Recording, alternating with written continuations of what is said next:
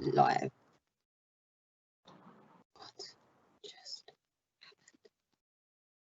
happened?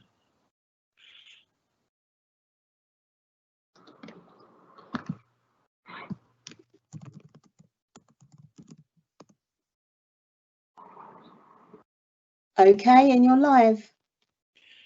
Thank you.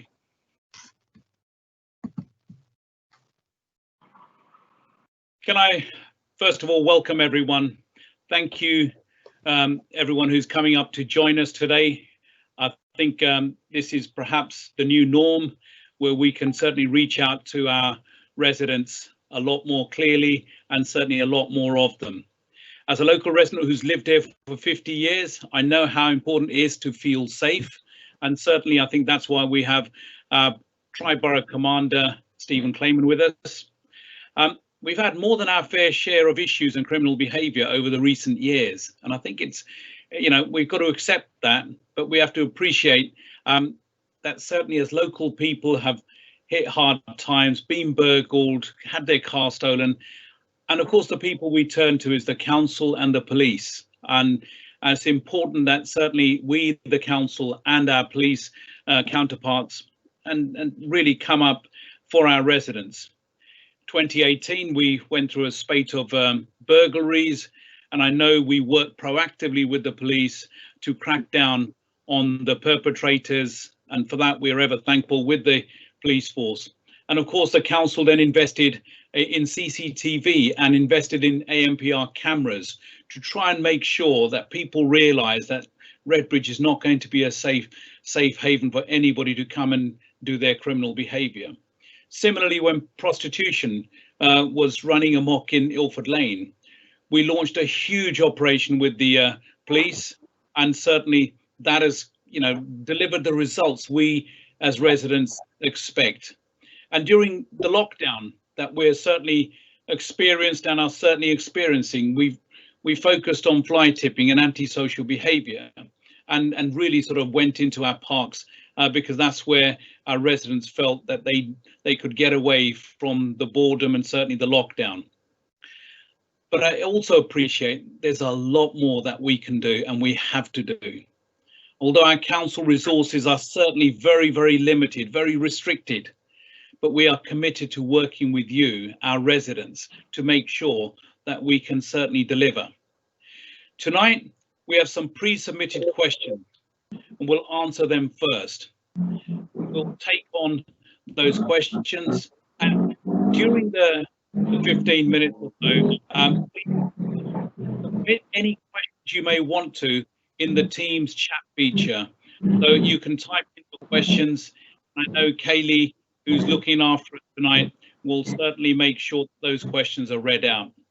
We have this limited amount of time. We may not be able to answer all your questions. If we miss it out, we will respond to your questions. Now, without further ado, what I'd like to do is introduce you to Borough Commander Stephen Clayman, who tonight will join me in answering your questions. Over to you, Stephen. Thank you, and welcome to everyone. This is a new way of doing things. I hope it works for you. Before we go into the questions, we've got a few themes just to talk to you about, and I just want to spend a couple of minutes talking about a couple of key areas for us, which I think will hopefully demonstrate the sort of work we're doing in partnership with colleagues in Redbridge Council. So it's great to be here. One of the things I want to talk about is violence. Street violence particularly, it's a Met priority. The Commissioner, you may have heard, talks about violence a lot. Violence is important to us here across the BCU, and the BCU, don't forget, is 3 boroughs, but we've put a lot of effort into working with colleagues here in Redbridge to make sure you're kept safe. But we do a lot of work around gang activity, where there is gang activity, drug supply particularly. We jointly task with Redbridge partners to try and reduce and minimise some of the issues that are happening on the streets. And in fact, on the 16th of March, some of you may have read, we set up a multi-agency tasking team. And that team is there to look at specific issues, particularly in Ilford town centre, Ilford Lane, looking at prostitution, which I'll mention in a minute. The good news is, and this is, I should add, this is despite COVID, we saw a lot of reduction in crime during the COVID period, but actually we were seeing reductions before COVID actually hit the community. So robbery, overall crime and violence with injury and knife crime were falling and have continued to fall over the last few months, and that's really good news. We've been doing dedicated operations in Redbridge to tackle violence. We've got a new violence suppression unit, which some of you may have heard about. That's a dedicated team looking at particularly street-based violence, and those teams are out there all the time looking to see how much further we can reduce and make you safe. I mentioned prostitution. That was, I know when I first arrived here 18 months ago, it was a very big issue in a certain part of the borough. I think many of you have seen a huge difference in street sex workers on the street. Are they still about? Yes, but we're tackling that, and we look at prostitution and tackle prostitution by treating the women as victims, which they are. A lot of these women have been trafficked into these roles and living what is a terrible existence. So we're there to try and help them, but also prosecute those who are using them to effectively make money for them. And again, the multi-agency team is very much part of that. And I should add, and we made this point fairly recently, that it's local people using these services. And we looked at the number of tickets and we found that in a small geographical area, local people are using them. So the solution to some of this is found within the community too. A lot of work going on, and I appreciate we haven't got a lot of time. I'm going to hand back to Councillor Athwal just to pick up another couple of key themes, and then we can go into the questions.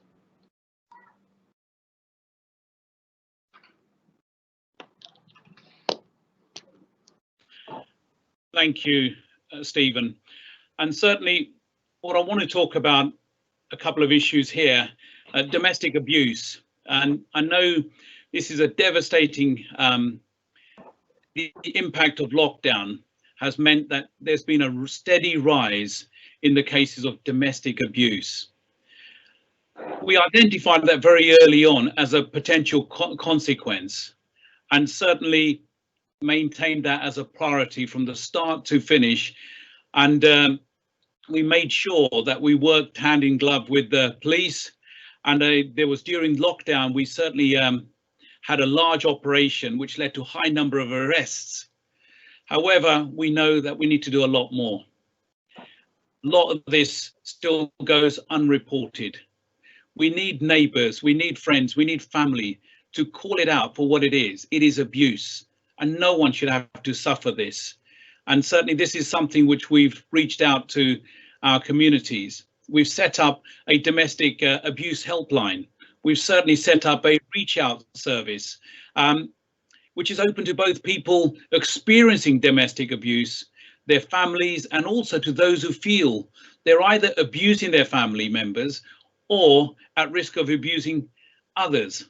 And we want everybody to really be aware that this exists and is a problem. We want to make everyone, we want to assure everyone that there is support available for everyone to go forward. The reach out number, which can be widely got from the council's website, is 0800 145 6410.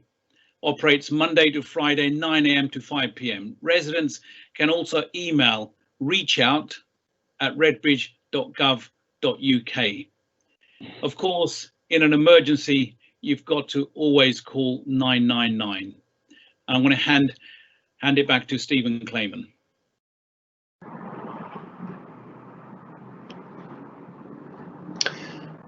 Thank you. And I think we've got some questions that have been sent in. They're going to be read out. Brilliant, thank you. So the first question is from Jenny. She's a resident who doesn't feel safe in Ilford Town Centre and would like to know how the police are tackling this. So I'll just pick up a little bit of where I picked up before around the multi-agency team, some of the operations, just to demonstrate some of the work that's going on, which you may not always see. So if I go back to the some of the work we've been doing around Ilford Town and Ilford Lane. We ran an event fairly recently in June where we had over 111, in fact, an exact number, stop and searches, a number of arrests for possession with intent to supply.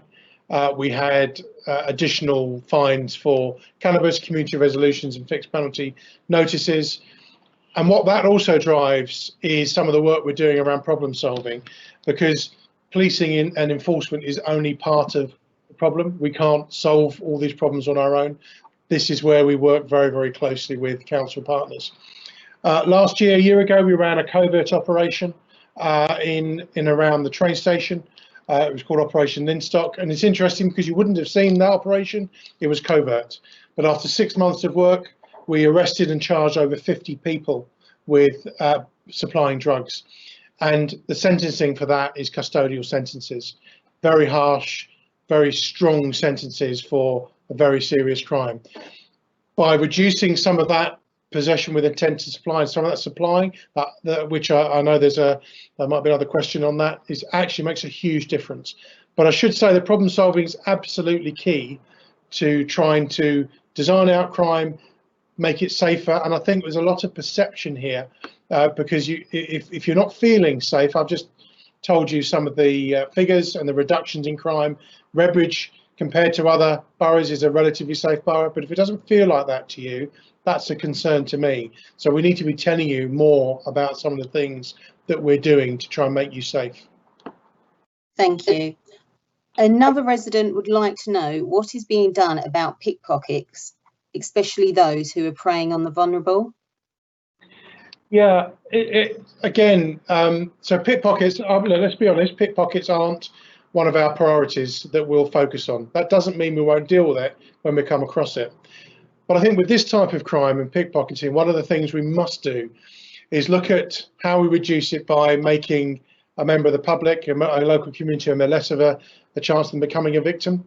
When we talk about problem solving, we talk about a vault model, which is a victim, offender, location and time. The principle being, if you remove one of those items, particularly the first three, the crime won't happen. So we want to remove victims. So that's by raising your awareness. It might be by targeting particular people we know are involved. We do have safer transport teams that work on the borough that do look at people who are looking at that activity on the train networks and bus networks, and also they will obviously spill out onto the street. So for me, this type of crime is very much trying to reduce yourselves. So being aware who's around you, being aware of distraction techniques that they may try bumping you. We want to make you aware of that, and that's us communicating that to you. Thank you.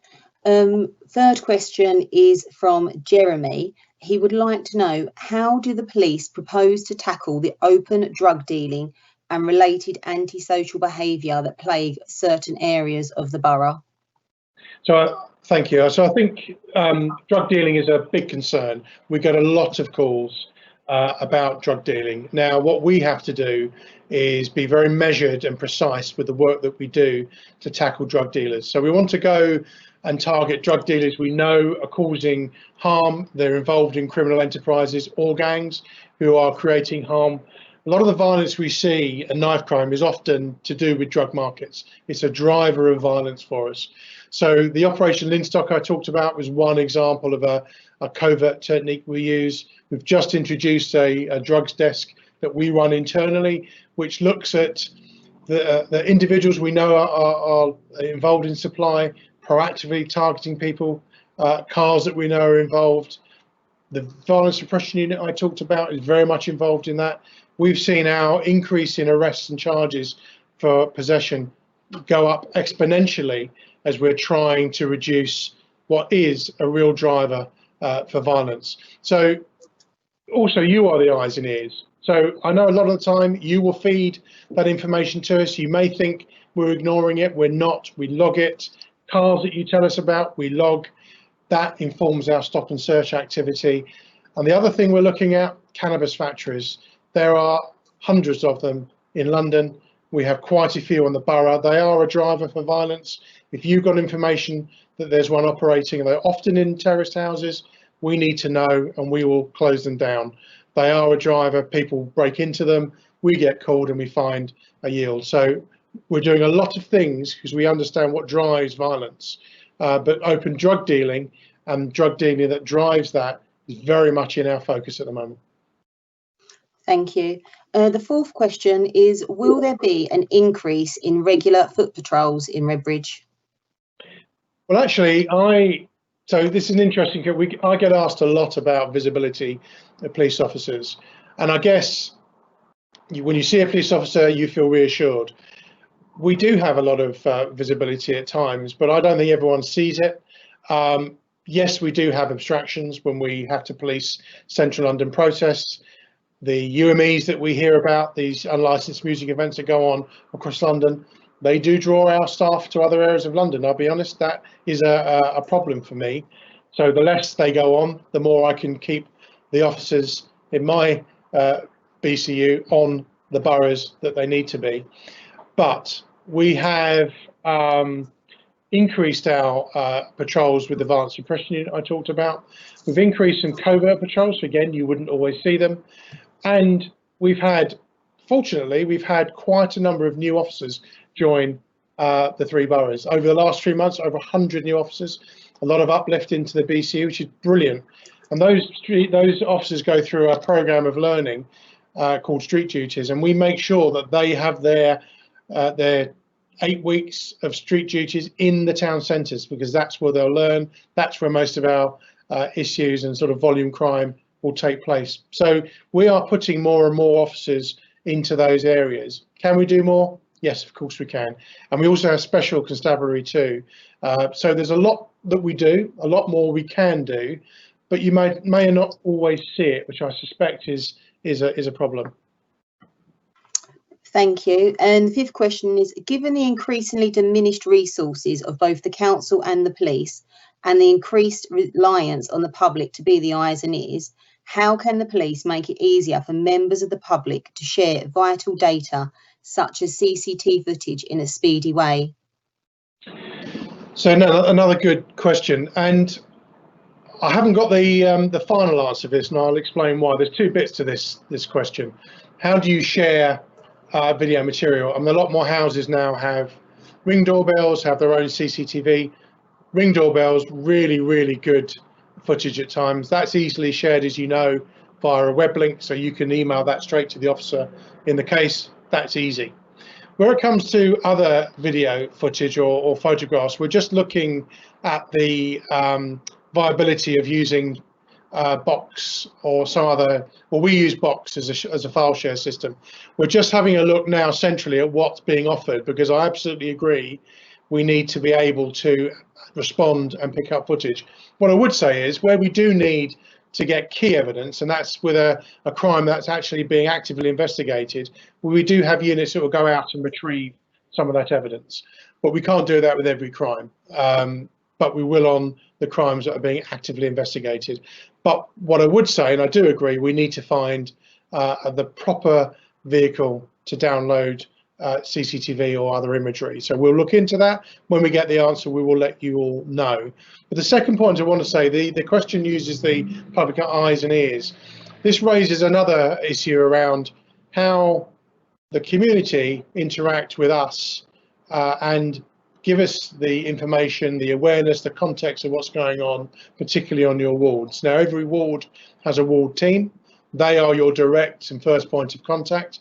Every ward has a ward panel. We have an independent advisory group, and we are really trying to reinvigorate, especially ward panels. Now, we had one of the wards yesterday had their first virtual ward panel using technology like this. Makes it a lot more accessible to everybody.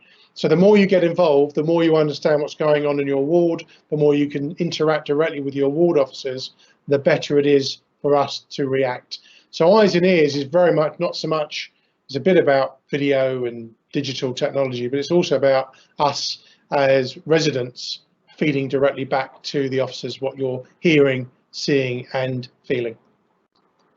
Thank you. Imran would like to know, how is the force tackling modern day gang behaviour, especially those using tenancies for illicit operations? So this is an interesting question. We do work closely with the council. So let's pick up directly the tenancy. We do go through the council. If we have an individual involved in criminality, and I'm sort of going wider than just gangs here, but it will apply. We use gangs, the term gangs, quite widely. I would also use the term criminal enterprises. It could be any activity which is causing concern to local residents. We have the ability, and we will share that information with our council partners, and then we will ask the council to look at the tenancy agreements, and the council will write, and we can tackle things in that way. That is one of the elements that we can use to try and tackle this behaviour.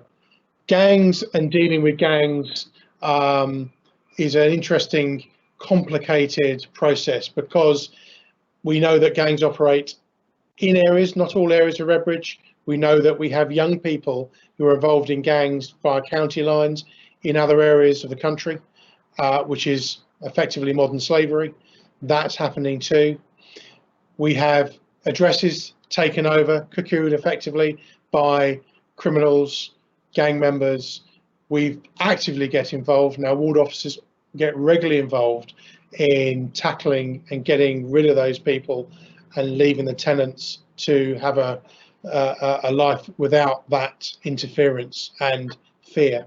So gangs we tackle through a host of mechanisms on the BCU. So whether that's direct enforcement, whether that's working on diversionary schemes. So we offer particularly gang members lots of opportunities. And only recently, as we came out of the lockdown, not only did we have lots of micro patrols in the area, coming back to the earlier point about patrolling, we went to a number of individuals, young people involved in violence, and offered them a way out. And that's important that we follow up enforcement with an offer of help. And actually some of them do, not all of them do. And we work with charitable third sector organisations like Lifeline, Spark to Life, to try and offer an alternative lifestyle and way out. And that's really, really important. So we tackle gangs on a number of different levels, and we work with the Violence Reduction Unit for MOPAC, and we review all the tactics that we do. It's not just, I think the very famous saying is you can't arrest your way out of it. Very true. We look at a number of things, and we're having some real successes. But again, we won't know about it unless you tell us about it. Thank you very much. Well, on to our last question. A resident believes that 101 waiting times seem to have increased. Is there anything that can be done to reduce the hold time?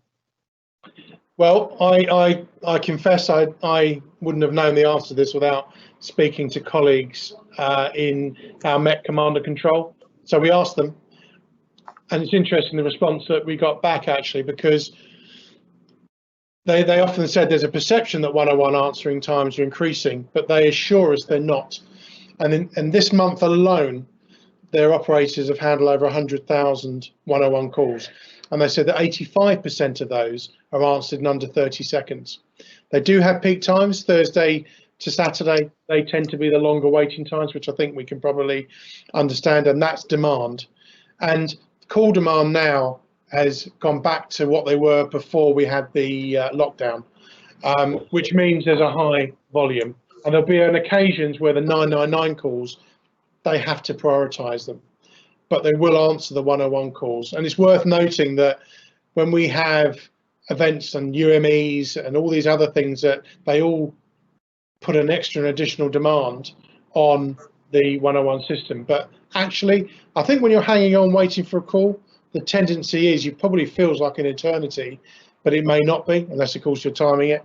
But the message back from the Met Command and Control, and they do look at this, I've been there, they have a board up on their room that tells you how many calls are coming in, how quickly they're being answered, literally going on constantly 24/7.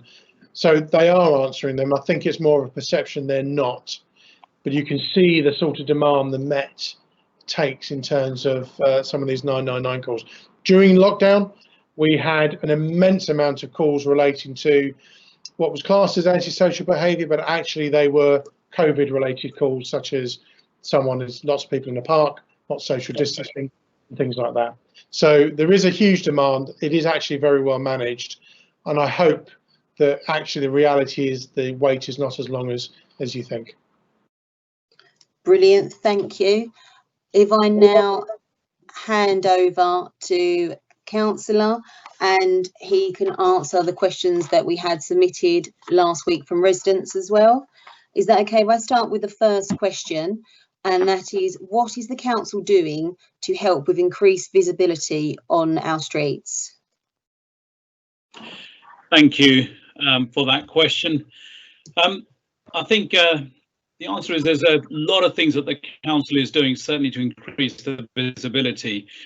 We've launched Street Watch, which is a community partnership led by members of the public who kindly volunteer their time, and they work in a very cohesive manner in their local neighbourhoods.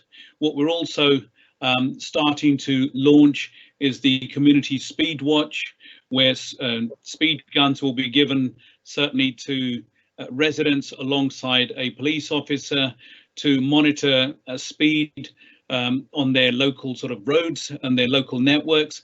Certainly as a Street Watch member, residents provide really high visibility reassurance in their own neighbourhoods, and patrolling their local streets and making sure that the visibility extends all the way from the council. But certainly one of the things that we've done in the council is that we've tripled the number of enforcement officers, and these are officers which work in tandem with the police and making sure that they can actually tackle things like street drinking, fly tipping, issue fines, PCNs, FPNs, and of course all this is on top of the normal council officers who are doing their jobs.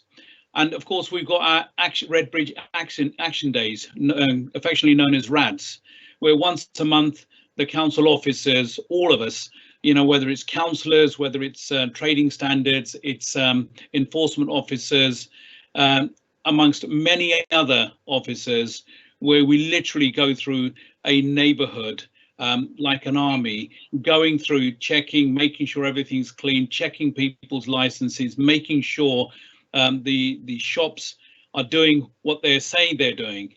And all that is done consistently, and certainly we have the police with us as well. So there's a lot that we're doing, and of course there's a lot that we can do and we should be doing, and we are. Thank you.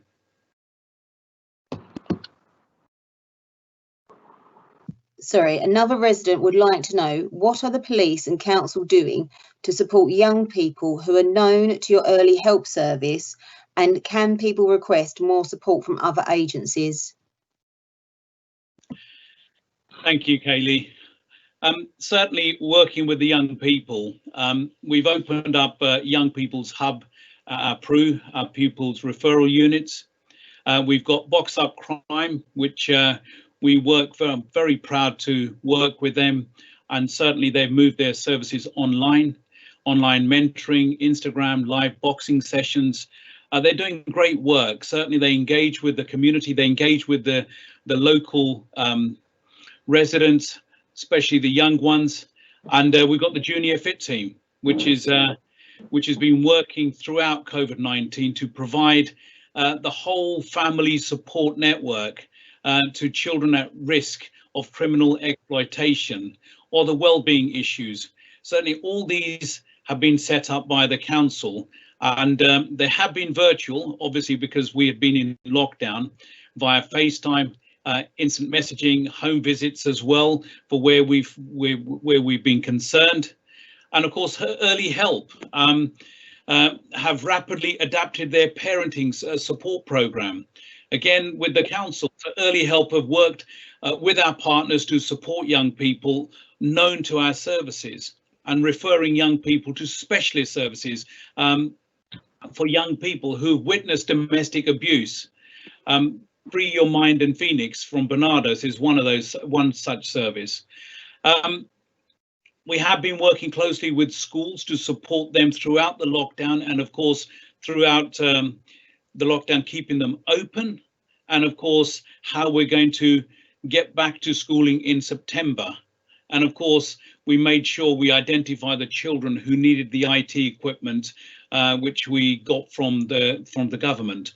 So lots been going on behind the scenes, and the early years team has really been working wonders. And as we all know, they're outstanding and noted by Ofsted to be outstanding as well. Thank you. Thank you.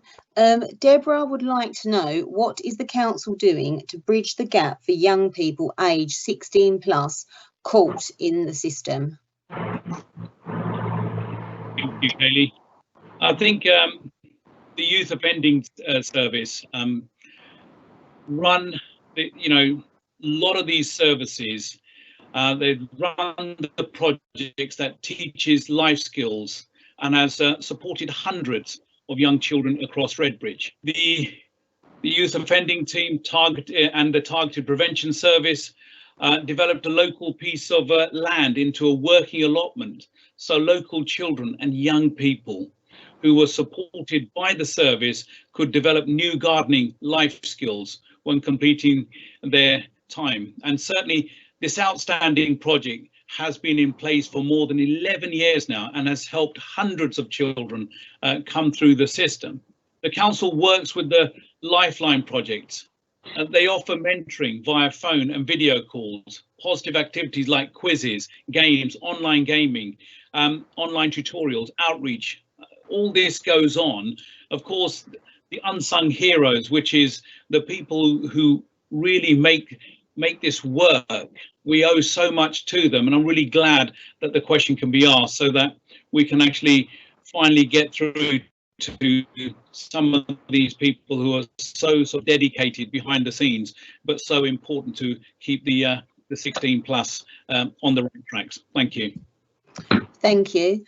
Well, one of our residents, Mr. Baker, is very concerned about increased crime, drug taking and antisocial behaviour in Bali Lane Park, especially in the public toilets. He says, as this facility is used by families, schools and commuters during the day, they don't want to lose it. So how can the council make it safer for everyone to use? Thank you for that question. I think first and foremost, please report any antisocial behaviour to our enforcement teams via the council's website, and certainly allows us to track everything and then divert resources to where we're seeing the information needs are. And that is really sort of imperative. And then our uniformed enforcement team, because they do have the powers to issue fixed penalty notices. They have the power to issue a statutory notice, seizure of property, escalate the issue further and give out warning letters. What we need to do is make sure our officers are engaged, and the way we can engage our officers is making sure we keep reporting this.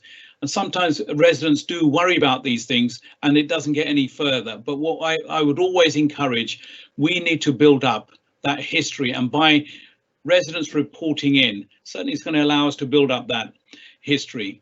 If you do witness the crime, 101 is another number to ring. Of course, as Stephen has said, the wait times have gone down considerably, so that's good. And of course, our parks team are able to visit the toilet facilities and review the lighting, review the usage, look at ways the venue can be made safer for everyone. All these things can be done if these antisocial behaviour problems are reported. Of course, over the last sort of 3 months, we've had a huge increase in the number of people using our parks. And the increase in antisocial behaviour goes alongside this, sadly. And we've invested a huge amount into our parks, and certainly making sure our bins are emptied quicker, making sure our exercise machines are certainly up to speed. Only today I've been along to Valentine's Park, where we've opened a new facility where residents can literally go in and utilise. But most of all, you can help us by taking your litter home, reporting antisocial behaviour and fly tipping to the council online or through 101. Thank you. Thank you. One of the residents, Mrs. Chowdhury, believes that prostitution is creeping back on Ilford Lane and would like to know what are the roles of the enforcement officers, how many powers do they have, and do they have a mobile contact number like the previous task team? Thank you to Mrs. Chowdhury for a question. And certainly, I think, as Stephen touched upon earlier, the prostitution issue on Ilford Lane has been at the forefront of our minds for the last sort of couple of years. And the good work there is certainly not going to be lost. We've had lots of positive feedback over the last year or so on how we've had residents who feel safe again to walk down Ilford Lane at 8, 9 o'clock with their, a couple could walk home safely. Parents can happily allow their daughters to walk down Ilford Lane. That is really positive news. However, unfortunately, during the pandemic, our regular patrols decreased. And also the economic uncertainty caused by the virus led to some people becoming very desperate for money and turning to this sad trade. It's been very difficult. And of course, the police had to prioritize their numbers as well. There is now a joint task team assigned to Ilford Lane to tackle this issue once again. Our enforcement teams are back, the police are back, and certainly I want to reassure all our residents that we will be issuing FPNs to people who are certainly soliciting for sex workers on Ilford Lane. And of course, the prostitution information hotline is still operational and can be shared with the local community as a means to providing intelligence on the prostitution to the local team. The CCTV cameras, which we certainly use, we've got AMPR cameras on Ilford Lane, so we can track numbers as well. When I say we, of course, it has to go through to the police. And the council and police have certainly developed the fast track to closing brothels. And we share the intelligence with each other. We make sure all the agencies are up to speed. And certainly I know 3 have been closed very recently, and we will keep on vigilantly working with our residents to ensure Ilford Lane remains safe and does not return to what it was about 18 months prior to that. And I think that this is one of our main sort of leads on Ilford Lane, is to keep it there for our families and residents to enjoy, and we will carry on the hard work. Thank you, Mrs. Chowdhury, for your question. Thank you. Another resident believes that Redbridge needs stricter deterrents to prevent antisocial behaviour, and would like to know what the council and the police are trying to do to implement these. Thank you. I think even in these desperate times for money, we've made additional funding available to hire more enforcement officers. And I think closer working with the police has really meant that we can work, we can punch above our weight. But of course, there are unlicensed music events, UMEs, as Stephen Clayman put it earlier. We've had to close 4 of those unlicensed music events. And as you close these, they take resources. And we're extending the town centre PSPO and the public space protection order. This will include begging as well. As we come out of lockdown, there's been an increase in unlicensed events, outdoor raves across London. And some of those attract over 3,000 party goers. And of course, that means the levels of nuisance increase, the police involvement increases, and sometimes the police do get called to other places, other boroughs, because obviously that is the way we work. We're not a republic, we do not work in isolation. However, in Redbridge, we are sort of fast in developing a process where we use all eyes and ears to get reports of potential unlicensed music venues. To do this, it takes resources, and we will carry on certainly working together using the deterrent of uniformed police and uniformed enforcement officers to make sure we try and keep our borough safe. Thank you. Thank you very much. And the last question is from a resident who would like to know who monitors the CCTV in the borough, and are they monitored during unsociable hours? Thank you. Certainly what we've done is we've invested not just in the CCTV cameras, but also invested in the automatic number plate recognition cameras. As state-of-the-art CCTV is monitored 24 hours a day, including the ANPR cameras, which track number plates. But of course, the ANPR cameras, they're run through the police system, and it has to be through that way. And it's the police that actually adjudicate on those. But the council CCTV is monitored 24 hours a day. Thank you. Brilliant. Thank you very much. I'm now going to hand over to Mr. Clayman, who can answer the questions that were submitted at the beginning of the event for our live Q&A panel, if that's okay. And the first question is, why is Loxford Ward still understaffed and has been for such a long time with no continuity of officers? And they believe they've had 4 police sergeants within 6 months.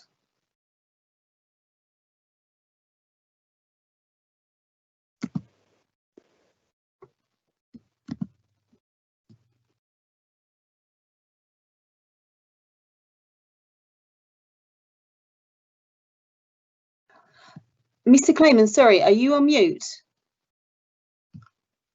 Just testing the system. I'm glad you picked.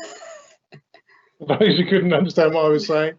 I was saying that generally the police officer situation at the moment, we're not understaffed in those particular posts, although there might be one officer not about at the moment for a particular reason. In terms of sergeants, I would say that police officers do move about. We do try and retain the officers as long as we can, but there is always movement, and it is a frustration, I know, for many people. There is a new sergeant in there. They've been in that role for 2 or 3 months, I think, a little bit less. So it is a constant. We do have a sort of a churn of officers. We do try and keep them in there as long as possible, but sometimes the officers do move into new roles, progress, get promoted. It's just something we do have to manage, and I do appreciate that. Sometimes it doesn't work very well for those who live in the ward, but it is one of those things we just manage on an ongoing basis. Thank you. Another resident would like to know, or can they have an update regarding drug dealers and antisocial behaviour in Athwal Rec, and if this moves their likelihood move back to Loxford Park, how can you prevent this from happening? So I haven't got an exact update. I can't give you a precise update on that at the moment. What I would say is, well, I think the ward team need to be having a conversation with you on that, and we can get that. If we've got the details, we can get that sorted. We will always, as I said to you before, antisocial behaviour, drug dealing is a perennial problem we're always tackling. And what we'll do is we will target an area that might move it somewhere else. And we're always playing a little bit of a cat and mouse game sometimes with some of this activity. And as I said to you before, we have to sometimes put our efforts where we know we're going to make the biggest impact. So we'll get to it eventually. Sometimes it just takes us time. But again, don't stop telling us what's happening, and we'll continue to put the focus where we need to. Brilliant, thank you.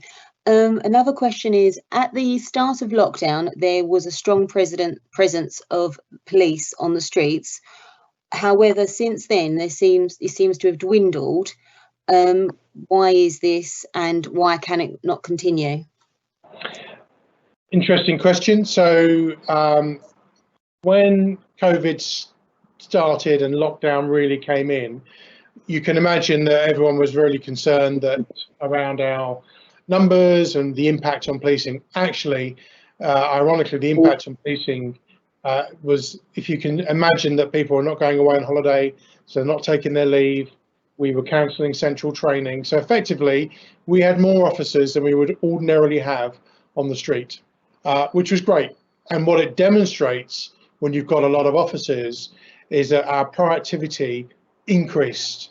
And I think I've said before in local interviews that actually we didn't take our foot off the gas at all in terms of our way we're tackling crime. We put more energy in. Our stop and search activity went up, our arrest rate went up, our crime reduction went down. So actually what you saw was an enhanced level of policing. And then of course, as soon as our crime levels are getting back to, they're not quite where they were, thank goodness, but the call demand started going up.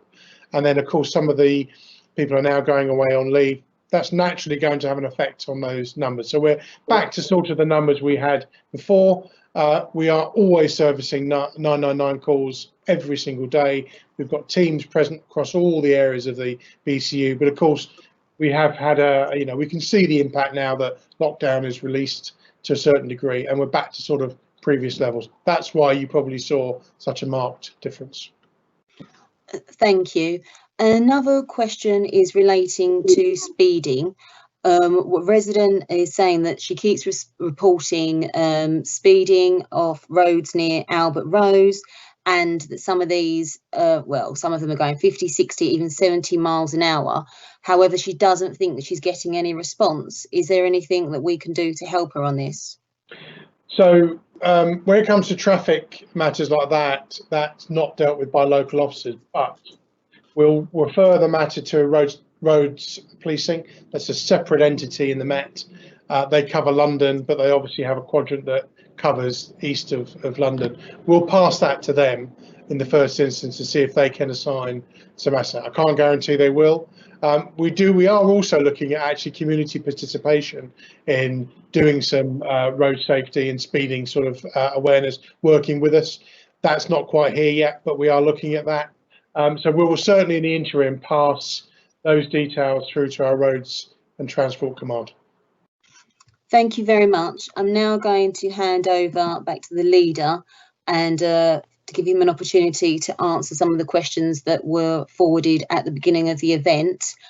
The first one is from a gentleman called Stephen, and he would like to know, why are we seeing so much unlawful pavement parking along Cranbrook Road at the Ilford end? It's damaging the pavements. Thank you, Stephen, for that question. It certainly is an issue and has been brought to my attention.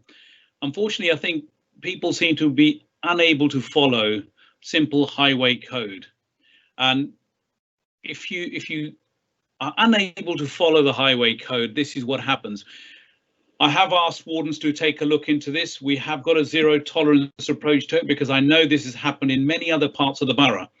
And of course, what we do is we send our wardens there regularly, perhaps for a week or two, and then the wardens go back there slowly, maybe once every other once a day, one day a week, every other week. It's an issue that's there across the borough and across London. We can defeat this by keep on reporting it, and our wardens will keep going out there. And because we have got a zero tolerance approach to it, and we have been very successful where we've targeted this in certain parts of the ward, issued lots of fines. And of course, residents then realise that there is a highway code and there is a reason, because certainly prams, buggies, people with impaired vision, everybody can then use the pavements, and that's what we want it to be for. And please, Stephen, if you see this regularly, keep on reporting it. We're on this. Thank you. Thank you. And the second question is, what have the police and the council done to prevent burglaries in Redbridge? Thank you. We've certainly worked very closely with the police, because ultimately the police have the powers, and certainly what we've done is shared all our intelligence with them. But we've worked together in a number of ways, because our enforcement officers are on patrol across the borough. Our enforcement officers are on patrol a lot of the time jointly tasked with the police. We've invested heavily in automatic number plate recognition cameras, and certainly our own existing CCTV has been upgraded to contain the latest cameras. And And of course, we've rolled out LED lights as well to make sure that it's actually lit up a lot more in the evening, so there are less places for these burglars to lurk. But of course, what we've done is ensured we kept up to speed with the police, because ultimately it's the police who are going to be able to arrest the criminals. And by working together, I think we're certainly trying to do a lot more, as I said earlier, punch above our weight, and the numbers are increasing. Our enforcement officers, like I said, are three times more now than what we had at the beginning. Thank you. Thank you. And lastly, a resident would like to know exactly what do enforcement officers do, and can they actually arrest people? Okay, now, as I've mentioned about 3 times already, enforcement officers are jointly tasked a lot of the times with the police. We've got a town centre force where the police force are there at hand. What our enforcement officer can do, they can issue fixed penalty notices, FPNs, or even PCNs, penalty charge notices. They can issue statutory notices, seizure of property, escalation to prosecution, and certainly give out warning letters and take informal action. The biggest thing I think they do is that the visible presence is a very reassuring sight for our residents. That certainly, whether it's the police or the enforcement officers, there is somebody that they can turn to in their hour of need. And there's a lot there they can do. And certainly in terms of arrest on their own, they can't, but that's why we got them jointly tasked with the police. Sometimes it just needs one police officer, and our enforcement officers can go in. Thank you. Thank you very much. And that's the end of the live Q&A questions. If I can just hand over back to you. Thank you. Unfortunately, as Kaylee said, that's all we have time for.